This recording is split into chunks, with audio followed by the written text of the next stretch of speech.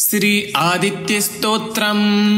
नवग्रहाणां सर्वेषां सूर्यादीनां पृथक् पृथक् पीडा च दुस्सहा राजन् जायते सततं नृणां पीडानाशाय राजेन्द्र नमामि शृणु भास्वतः सूर्यादीनां च सर्वेषां पीडा नश्यति शृण्वतः त्यः सविता सूर्यः पूषार्कः शीघ्रगो रविः भगस्त्वष्टार्यमा हंसो हेलिस्तेजो निधिर्हरिः दीननाथो दिनकरः सप्तसतिः प्रभाकरः विभावसुर्वेदकर्ता वेदांगो वेदवाहनः हरिदश्वः कालवक्त्रः कर्मसाक्षी जगत्पतिः पद्मिनी बोधको भानुर्भास्करः करुणाकरः द्वादशात्मा विश्वकर्मा लोहितांगस्तमोनुदः जगन्नाथो रविन्दाक्षः कालात्मा कश्यपात्मजः भूताश्रियो ग्रहपतिः सर्वलोकनमस्कृतः जपाकुसुमशङ्कांसो भास्वान्दितिनन्दनः ध्वान्तेऽप्सिंहः सर्वात्मा लोकनेत्रो विकर्तनः मार्तण्डोमिहरः शूरस्तपनो लोकतापनः जगत्कर्ता जगत्साक्षी शनैश्चर्पिता जयः सहस्ररश्मिस्तरणिर्भगवान् भक्तवत्सलः विवस्वानादिदेवस्य देवदेवो दिवाकरः धन्वन्तरिर्व्याधिहर्ता दुर्कुष्ठविनाशनः चराचरात्मा मैत्रेयो मितो विष्णुविकर्तनः लोकशोकापहर्ता च कमलाकर आत्मभुः नारायणो महादेवो रुद्रः पुरुष ईश्वरः जीवात्मा परमात्मा च सूक्ष्मात्मा सर्वतोमुखः इन्द्रो नलो यमश्चैव निरृतो वरुणो नीलः श्री ईशानीन्दुश्च भौमः सौम्यो गुरुः कविः सौरिर्विधुन्दुतः केतुः कालः कालात्मको विभुः सर्वदेवमयो देवः कृष्णः कामप्रदायकः य एतरनामभिर्मृत्यो भक्त्या स्तौति दिवाकरं सर्वपापविनिर्मुक्तः सर्वरोगविवर्जितः पुत्रवान् धनवान् श्रीमान् जायते सन संशयः रविवारे पठेद्यस्तु नामान्येतानि भास्वतः पीडा शान्तिर्भवेत् तस्य ग्रहाणां च विशेषतः सद्यः सुखमवाप्नोति चायुर्दीर्घं च नीरुजम् नवग्रहाणां सर्वेषां सूर्यादीनां पृथक् पृथक् पीडा च दुस्सहा राजन् जायते सततं नृणां पीडानाशाय राजेन्द्र नमामि शृणु भास्वतः सूर्यादीनां च सर्वेषां पीडा नश्यति शृण्वतः त्यः सविता सूर्यः पूषार्कः शीघ्रगो रविः भगस्त्वष्टार्यमा हंसो हेलिस्तेजो निधिर्हरिः दीननाथो दिनकरः सप्तसतिः प्रभाकरः विभावसुर्वेदकर्ता वेदांगो वेदवाहनः हरिदश्वः कालवक्त्रः कर्मसाक्षी जगत्पतिः पद्मिनी बोधको भानुर्भास्करः करुणाकरः द्वादशात्मा विश्वकर्मा लोहितांगस्तमोनुदः जगन्नाथो रविन्दाक्षः कालात्मा कश्यपात्मजः भूताश्रियो ग्रहपतिः सर्वलोकनमस्कृतः जपाकुसुमशङ्कांसो भास्वान्दितिनन्दनः ध्वान्तेऽप्सिंहः सर्वात्मा लोकनेत्रो विकर्तनः मार्तण्डोमिहरः शूरस्तपनो लोकतापनः जगत्कर्ता जगत्साक्षी शनैश्चर्पिता जयः सहस्ररश्मिस्तरणिर्भगवान् भक्तवत्सलः विवस्वानादिदेवस्य देवदेवो दिवाकरः धन्वन्तरिर्व्याधिहर्ता दुर्कुष्ठविनाशनः चराचरात्मा मैत्रेयो मितो विष्णुविकर्तनः लोकशोकापहर्ता च कमलाकर आत्मभुः नारायणो महादेवो रुद्रः पुरुष ईश्वरः जीवात्मा परमात्मा च सूक्ष्मात्मा सर्वतोमुखः इन्द्रो नलो यमश्चैव निरृतो वरुणो नीलः श्रीत ईशानीन्दुश्च भौमः सौम्यो गुरुः कविः सौरिर्विधुन्तुतः केतुः कालः कालात्मको विभुः सर्वदेवो मयो देवः कृष्णः कामप्रदायकः य एतरनामभिर्मृत्यो भक्त्या स्तौति दिवाकरं सर्वपापविनिर्मुक्तः सर्वरोगविवर्जितः पुत्रवान् धनवान् श्रीमान् जायते सन संशयः रविवारे पठेद्यस्तु नामान्येतानि भास्वतः पीडा शान्तिर्भवेत् तस्य ग्रहाणां च विशेषतः सद्यः सुखमवाप्नोति चायुर्दीर्घं च नीरुजम् नवग्रहाणां सर्वेषां सूर्यादीनां पृथक् पृथक् पीडा च दुस्सहा राजन् जायते सततं नृणां पीडानाशाय राजेन्द्र नमामि शृणु भास्वतः सूर्यादीनां च सर्वेषां पीडा नश्यति शृण्वतः त्यः सविता सूर्यः पूषार्कः शीघ्रगो रविः भगस्त्वष्टार्यमाहंसो हेलिस्तेजो निधिर्हरिः दीननाथो दिनकरः सप्तसतिः प्रभाकरः विभावसुर्वेदकर्ता वेदांगो वेदवाहनः हरिदश्वः कालवक्त्रः कर्मसाक्षी जगत्पतिः पद्मिनी बोधको भानुर्भास्करः करुणाकरः द्वादशात्मा विश्वकर्मा लोहितांगस्तमोनुदः जगन्नाथो रविन्दाक्षः कालात्मा कश्यपात्मजः भूताश्रियो ग्रहपतिः सर्वलोकनमस्कृतः जपा कुसुमशङ्कांसो भास्वान्दितिनन्दनः ध्वान्ते सिंहः सर्वात्मा लोकनेत्रो विकर्तनः मार्तण्डोमिहरः सूरस्तपनो लोकतापनः जगत्कर्ता जगत्साक्षी शनैश्चर्पिता जयः सहस्ररश्मिस्तरणिर्भगवान् भक्तवत्सलः विवस्वानादिदेवस्य देवदेवो दिवाकरः धन्वन्तरिर्व्याधिहर्ता दुर्दुर्कुष्ठविनाशनः चराचरात्मा मैत्रेयो मितो विष्णुविकर्तनः लोकशोकापहर्ता च कमलाकर आत्मभुः नारायणो महादेवो रुद्रः पुरुष ईश्वरः जीवात्मा परमात्मा च सूक्ष्मात्मा सर्वतोमुखः इन्द्रो नलो यमश्चैव निरृतो वरुणो नीलः श्रीत ईशानीन्दुश्च भौमः सौम्यो गुरुः कविः सौरिर्विधुन्तुतः केतुः कालः कालात्मको विभुः सर्वदेवो मयो देवः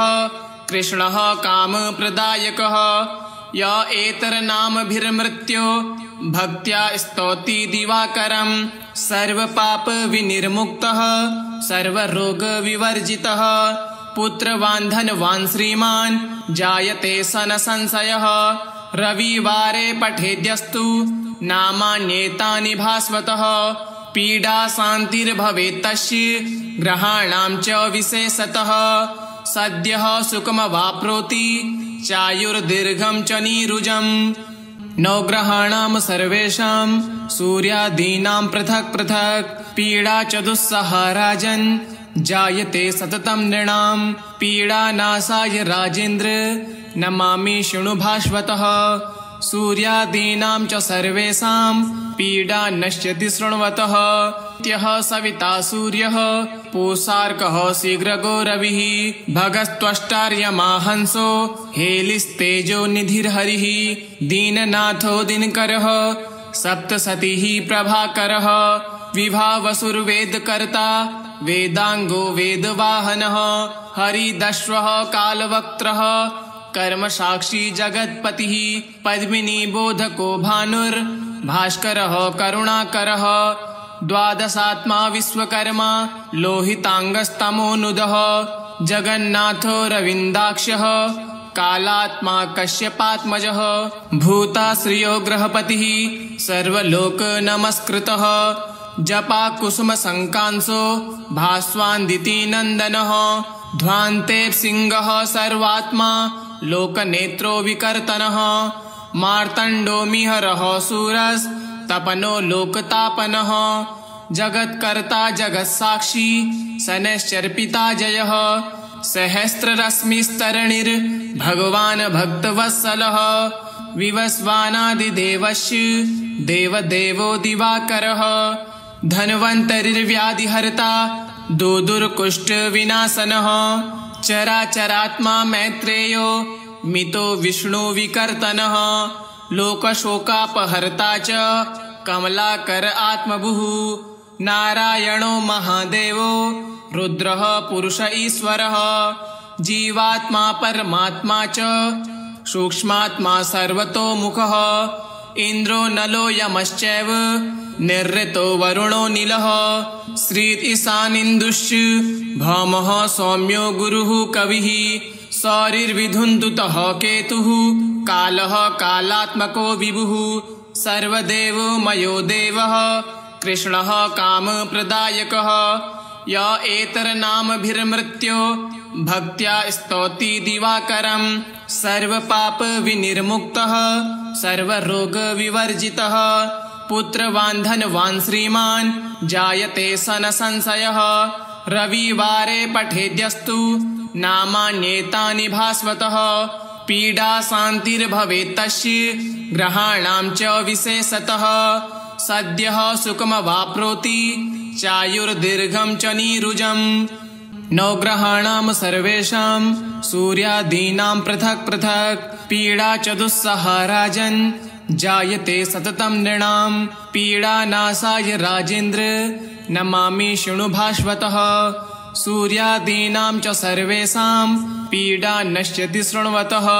त्यः सविता सूर्यः पूषार्कः शीघ्रगो रविः भगस्त्वष्टार्यमाहंसो हेलिस्तेजो निधिर्हरिः दीननाथो दिनकरः सप्तसतिः प्रभाकरः विभावसुर्वेदकर्ता वेदांगो वेदवाहनः हरिदश्वः कालवक्त्रः कर्मसाक्षी जगत्पतिः पद्मिनी बोधको भानुर्भास्करः करुणाकरः द्वादशात्मा विश्वकर्मा लोहितांगस्तमोनुदः जगन्नाथो रविन्दाक्षः कालात्मा कश्यपात्मजः भूताश्रियो ग्रहपतिः सर्वलोक नमस्कृतः जपाकुसुमशङ्कांसो भास्वान्दितिनन्दनः ध्वान्ते सिंहः सर्वात्मा लोकनेत्रो विकर्तनः मार्तण्डोमिहरः सूरस्तपनो लोकतापनः जगत्कर्ता जगत्साक्षी शनैश्चर्पिता जयः सहस्ररश्मिस्तरणिर्भगवान् भक्तवत्सलः विवस्वानादिदेवस्य देवदेवो दिवाकरः धन्वन्तरिर्व्याधिहर्ता दुर्दुर्कुष्ठविनाशनः चराचरात्मा मैत्रेयो मितो विष्णुविकर्तनः लोकशोकापहर्ता च कमलाकर आत्मभुः नारायणो महादेवो रुद्रः पुरुष ईश्वरः जीवात्मा परमात्मा च सूक्ष्मात्मा सर्वतोमुखः इन्द्रो नलो यमश्चैव निरृतो वरुणो नीलः श्री ईशानीन्दुश्च भौमः सौम्यो गुरुः कविः सौरिर्विधुन्दुतः केतुः कालः कालात्मको विभुः सर्वदेवो मयो देवः कृष्णः कामप्रदायकः य एतरनामभिर्मृत्यो भक्त्या स्तौति दिवाकरं सर्वपापविनिर्मुक्तः सर्वरोगविवर्जितः पुत्रवान् धनवान् श्रीमान् जायते सन संशयः रविवारे पठेद्यस्तु नामान्येतानि भास्वतः पीडा शान्तिर्भवेत् तस्य ग्रहाणां च विशेषतः सद्यः सुखमवाप्नोति चायुर्दीर्घं च नीरुजम् नवग्रहाणां सर्वेषां सूर्यादीनां पृथक् पृथक् पीडा च दुस्सहा राजन् जायते सततं नृणां पीडानाशाय राजेन्द्र नमामि शृणु भास्वतः सूर्यादीनां च सर्वेषां पीडा नश्यति शृण्वतः त्यः सविता सूर्यः पूषार्कः शीघ्रगो रविः भगस्त्वष्टार्यमा हंसो हेलिस्तेजो निधिर्हरिः दीननाथो दिनकरः सप्तसतिः प्रभाकरः विभावसुर्वेदकर्ता वेदांगो वेदवाहनः हरिदश्वः कालवक्त्रः कर्मसाक्षी जगत्पतिः पद्मिनी बोधको भानुर्भास्करः करुणाकरः द्वादशात्मा विश्वकर्मा लोहितांगस्तमोनुदः जगन्नाथो रविन्दाक्षः कालात्मा कश्यपात्मजः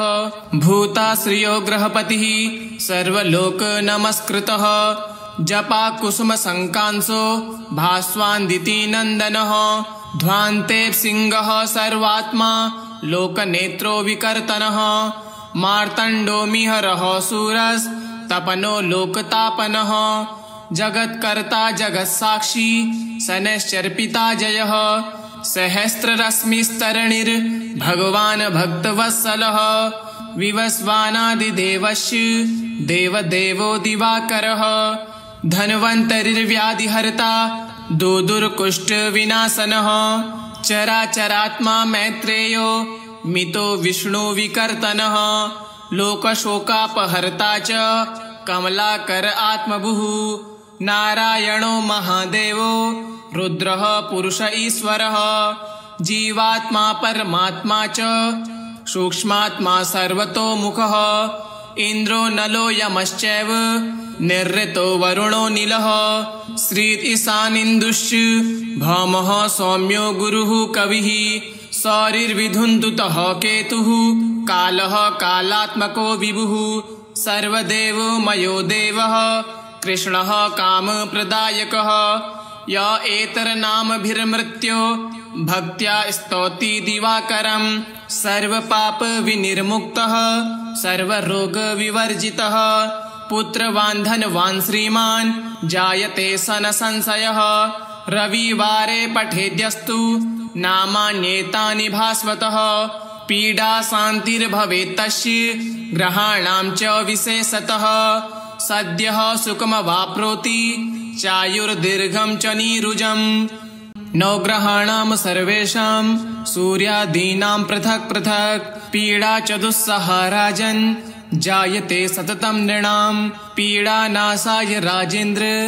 नमामि शृणु भास्वतः सूर्यादीनां च सर्वेषां पीडा नश्यति शृण्वतः त्यः सविता सूर्यः पूषार्कः शीघ्रगो रविः भगस्त्वष्टार्यमा हंसो हेलिस्तेजो निधिर्हरिः दीननाथो दिनकरः सप्तसतिः प्रभाकरः विभावसुर्वेदकर्ता वेदांगो वेदवाहनः हरिदश्वः कालवक्त्रः कर्मसाक्षी जगत्पतिः पद्मिनी बोधको भानुर्भास्करः करुणाकरः द्वादशात्मा विश्वकर्मा लोहितांगस्तमोनुदः जगन्नाथो रविन्दाक्षः कालात्मा कश्यपात्मजः भूताश्रियो ग्रहपतिः सर्वलोक नमस्कृतः जपा कुसुम संकांसो भास्वान्दिति नंदनः ध्वान्ते सिंहः सर्वात्मा लोकनेत्रो विकर्तनः मार्तंडो मिहरः सूरस् तपनो लोकतापनः जगत्कर्ता जगत्साक्षी शनैश्चर्पिता जयः सहस्ररश्मिस्तरणिर् भगवान् भक्तवत्सलः विवस्वानादिदेवस्य देवदेवो दिवाकरः धन्वन्तरिर्व्याधिहर्ता दुर्कुष्ठविनाशनः चराचरात्मा मैत्रेयो मितो विष्णुविकर्तनः लोकशोकापहर्ता च कमलाकर आत्मभुः नारायणो महादेवो रुद्रः पुरुष ईश्वरः जीवात्मा परमात्मा च सूक्ष्मात्मा सर्वतोमुखः इंद्रो नलो यमश्चैव निरृतो वरुणो नीलः श्री ईशानीन्दुश्च भौमः सौम्यो गुरुः कविः सौरिर्विधुन्दुतः केतुः कालः कालात्मको विभुः सर्वदेवो मयो देवः कृष्णः कामप्रदायकः य एतरनामभिर्मृत्यो भक्त्या स्तौति दिवाकरं सर्वपापविनिर्मुक्तः सर्वरोगविवर्जितः पुत्रवान् धनवान् श्रीमान् जायते सन संशयः रविवारे पठेद्यस्तु नामान्येतानि भास्वतः पीडा शान्तिर्भवेत् तस्य ग्रहाणां च विशेषतः सद्यः सुखमवाप्नोति चायुर्दीर्घं च नीरुजम् नवग्रहाणां सर्वेषां सूर्यादीनां पृथक् पृथक् पीडा च दुस्सहा राजन् जायते सततं नृणां पीडानाशाय राजेन्द्र नमामि शृणु भास्वतः सूर्यादीनां च सर्वेषां पीडा नश्यति शृण्वतः त्यः सविता सूर्यः पूषार्कः शीघ्रगो रविः भगस्त्वष्टार्यमा हंसो हेलिस्तेजो निधिर्हरिः दीननाथो दिनकरः सप्तसतिः प्रभाकरः विभावसुर्वेदकर्ता वेदांगो वेदवाहनः हरिदश्वः कालवक्त्रः कर्मसाक्षी जगत्पतिः पद्मिनी बोधको भानुर्भास्करः करुणाकरः द्वादशात्मा विश्वकर्मा लोहितांगस्तमोनुदः जगन्नाथो रविन्दाक्षः कालात्मा कश्यपात्मजः भूताश्रियो ग्रहपतिः सर्वलोकनमस्कृतः जपा कुसुमशङ्कांसो भास्वान्दितिनन्दनः ध्वान्ते सिंहः सर्वात्मा लोकनेत्रो विकर्तनः मार्तण्डोमिहरः सूरस्तपनो लोकतापनः जगत्कर्ता जगत्साक्षी शनैश्चर्पिता जयः सहस्ररश्मिस्तरणिर्भगवान् भक्तवत्सलः विवस्वानादिदेवस्य देवदेवो दिवाकरः धन्वन्तरिर्व्याधिहर्ता दुर्कुष्ठविनाशनः चराचरात्मा मैत्रेयो मितो विष्णुविकर्तनः लोकशोकापहर्ता च कमलाकर आत्मभुः नारायणो महादेवो रुद्रः पुरुष ईश्वरः जीवात्मा परमात्मा च सूक्ष्मात्मा सर्वतोमुखः इन्द्रो नलो यमश्चैव निरृतो वरुणो नीलः श्री ईशानीन्दुश्च भौमः सौम्यो गुरुः कविः सौरिर्विधुन्दुतः केतुः कालः कालात्मको विभुः सर्वदेवमयो देवः कृष्णः कामप्रदायकः य एतरनामभिर्मृत्यो भक्त्या स्तौति दिवाकरं सर्वपापविनिर्मुक्तः सर्वरोगविवर्जितः पुत्रवान् धनवान् श्रीमान् जायते सन संशयः रविवारे पठेद्यस्तु नामान्येतानि भास्वतः पीडा शान्तिर्भवेत् तस्य ग्रहाणां च विशेषतः सद्यः सुखमवाप्नोति चायुर्दीर्घं च नीरुजम् इति श्री भविष्यपुराणे श्री आदित्यस्तोत्रम् श्री सूर्यार्पणमस्तु। ओम श्री सूर्यदेवाय नमः।